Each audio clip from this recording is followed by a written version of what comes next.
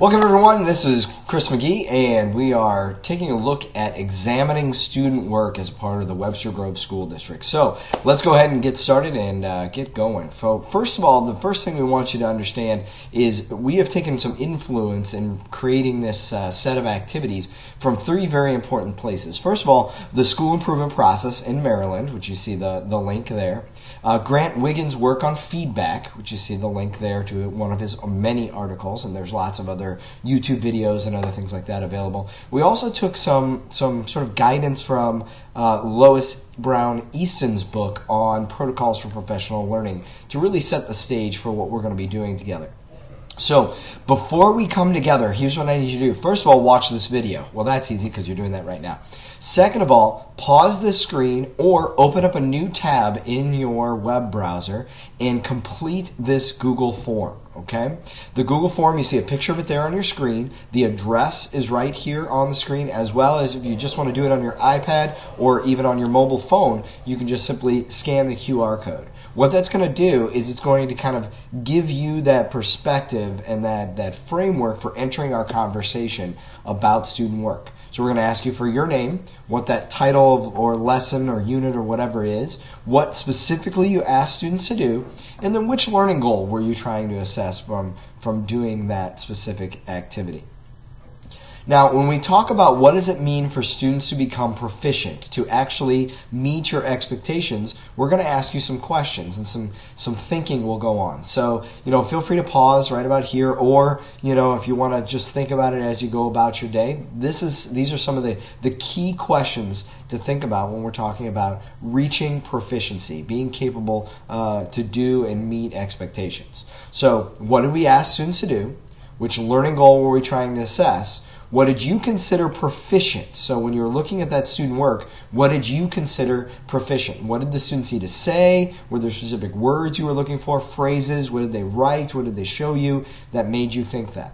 And with hindsight, did the assignment really give the students an opportunity to demonstrate what they knew and even go farther beyond that grade level expectation or within that curriculum piece? So we're going to ask you, with that knowledge, to present your work to a group. Okay? The group will look at your work with this lens that you just sort of gave us, and then our group is just simply going to react. Okay? The group is going to have a form that they're going to fill out, and it's going to take about 5 minutes. Here's what that form will look like. Okay? And that group process is going to answer the questions. What did we see that was interesting and or surprising? From the student perspective, what do you think the learning goal was from their perspective? Was it just to make a pretty poster? Or was there something specific that students seem to sort of go back to when you're looking at multiple pieces of student work? What do you think the student was thinking? And then thinking about teaching and assessments, what steps could the teacher take next? What's the next step? What strategies might be the most effective in moving kids forward from where they are to an even higher or even more deeper perspective on a content? Okay.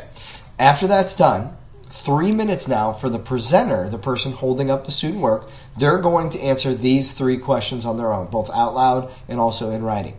What new perspective did your colleagues provide? How can you make use of these new perspectives? Are there things that you would like to try in the classroom as a result of looking at the student work? And now developing a proficiency scale, would that change at all? And did it change your thinking? And we'll have a space for you to answer these three questions right here, so that way you can actually walk away with a piece of information that you can actually use in your classroom.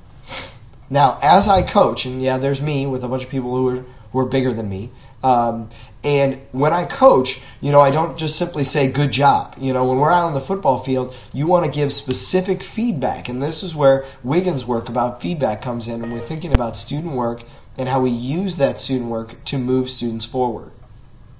Wiggins came up with these rules for good feedback. Okay? First, it needs to reference the goal.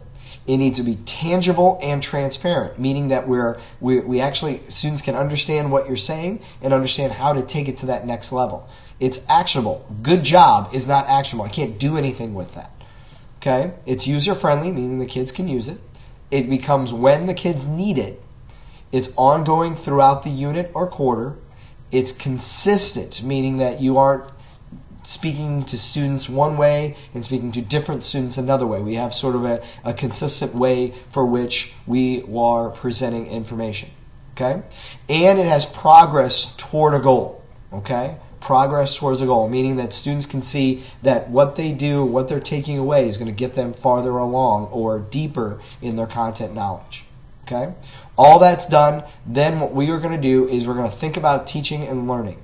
After looking at all these works from everybody together, we'll say, how did your thinking change?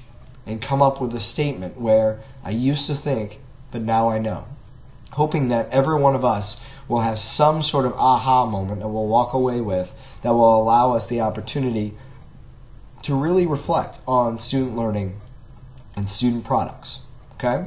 So this has been Examining Student Work. This is Chris McGee talking to you from the Webster Grove School District, and I can't wait to get started on this. So get ready, get your artifacts, and let's get there. See ya.